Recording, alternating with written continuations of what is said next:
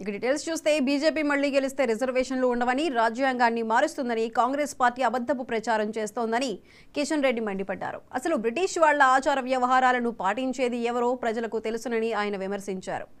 All India Congress committee కాస్త Italy national Congress పార్టీగా మారిపోయిందని ఎద్దేవా చేశారు. దేశంలోని అన్ని సమస్యలకు మూల కారణం కాంగ్రెస్ పార్టీయేనని ఆరోపించారు. దేశానికి పట్టిన దరిద్రం కాంగ్రెస్ అన్నారు. దేశానికి పట్టిన ఈ కాంగ్రెస్ దరిద్రాన్ని ప్రజలు 10 ఏళ్ల క్రితమే వదిలించుకున్నారని వ్యాఖ్యానించారు. బీజేపీ మళ్లీ వస్తే రిజర్వేషన్లు ఉండవని ప్రచారం చేయడం పిచ్చితనమే అన్నారు. కనీస పరిజ్ఞానం లేని వాళ్లు రిజర్వేషన్లు రద్దవుతాయని మాట్లాడుతున్నారని ఆగ్రహం వ్యక్తం చేశారు. జమ్మూ కాశ్మీర్లో జిన్నా రాజ్యాంగాన్ని అమలు చేసింది కాంగ్రెస్ పార్టీయేనని కిషన్ రెడ్డి ఆరోపించారు. తీర్థ కేంద్రాలుగా తీర్చిదిద్దిండు నరేంద్ర మోడీ గారు. మీకు ఎన్నడైనా ఆలోచన వచ్చిందా? ఎంతసేపు మీ కుటుంబానికి తప్ప ఇంకెవరికైనా మీరు గౌరవించారా? కనీసం మన తెలుగువాడైనటువంటి పివి నరసింహారావుకు ఎలాంటి అవమానం చేశారో ఈరోజు తెలంగాణ ప్రజలు, తెలుగు ప్రజలు మర్చిపోలా. ఏ రకంగా ఆయన చనిపోయిన తర్వాత కూడా కనీసం ఆయన ఈ దేశానికి ప్రధానమంత్రిగా ఉన్నాడు, కాంగ్రెస్ పార్టీకి అధ్యక్షుడుగా ఉన్నాడు.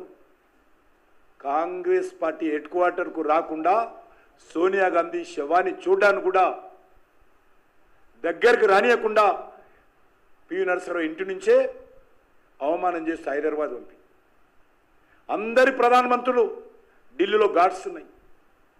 ప్రధానమంత్రులు అందరూ కూడా ప్రత్యేకంగా కేటాయింపులు చేశారు. ఎందుకు ఈరోజు కాంగ్రెస్ పార్టీ పివి నరసింహారావుకి అన్యాయం చేసిందో చెప్పాలి. హైదరాబాద్లో తెస్తే హైదరాబాద్లో కూడా జరిగిన విషయం మీకు తెలుసు. కానీ ఈరోజు అదే పివి నరసింహారావు గారికి ఆయన వ్యక్తిత్వాన్ని, ఆయన గౌరవాన్ని, ఆయన గొప్పతనాన్ని గుర్తుంచుకొని ఈరోజు వారికి భారతరత్న ఇచ్చి మరి ఆయన గౌరవాన్ని పెంచినటువంటి పార్టీ, ప్రభుత్వము నరేంద్ర మోడీ గారిది. మీరు మాకు చెప్తారా రాజ్యాంగం గురించి? రిజర్వేషన్స్ మేము రద్దు చేస్తున్నామా? మేము రిజర్వేషన్స్ రద్దు చేయడం కాదు. మేము వచ్చిన తర్వాత ఈబీసీ రిజర్వేషన్ తీసుకొచ్చాం.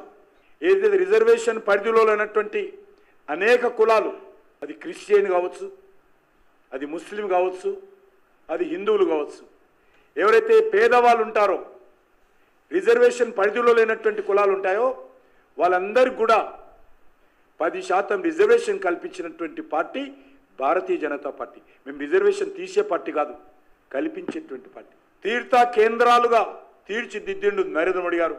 మీకు ఎన్నడైనా ఆలోచన వచ్చిందా?